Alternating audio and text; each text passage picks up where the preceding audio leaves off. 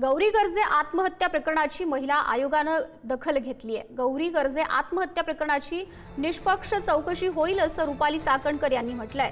राज्य महिला आयोग हा डॉक्टर गौरी यांच्या कुटुंबासोबत आहे अशी प्रतिक्रिया चाकणकर यांनी दिलेली आहे। राज्य महिला आयोगाकडून डॉक्टर गौरी गर्जे आत्महत्या प्रकरणाची दखल घेतलेली आहे। या सगळ्या प्रकरणामध्ये निष्पक्ष चौकशी होईल असं रुपाली चाकणकर यांच्याकडून म्हटलं गेलेलं आहे।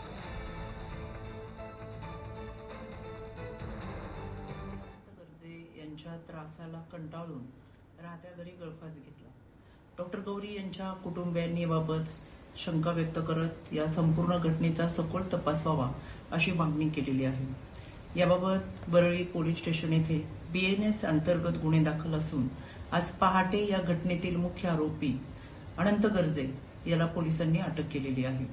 राज्य महिला आयोगाच्या वतीने देखील हा संपूर्ण तपास निष्पक्षपाती व्हावा, तसंच हा तपास होत असताना सवच्छेदनाचा जो काही अहवाल येईल त्यानुसार देखील पुढील तपास व्हावा अशा सूचना पोलिसांना दिलेल्या आहेत। या निमित्तानं मला आवर्जून सांगायचंय, अशा अनेक घटना जेव्हा समोर येतात त्यावेळेस सासरी नांदत असताना तेथील त्रासाला कंटाळून आपलं आयुष्य गमावण्यापेक्षा मुलींनी खऱ्या अर्थानं जो काही त्रास होतो त्याची तक्रार तुम्ही राज्य महिला आयोगाला करा, भरोसा सेलला करा, वन स्टॉप सेंटरला करा, पोलिसांकडे करा। जिथे कुठे असेल तिथं आपण मदत मागू शकता। न्यायाची दाद मागवण्यासाठी निश्चितपणाने ही सर्व व्यासपीठ तुमची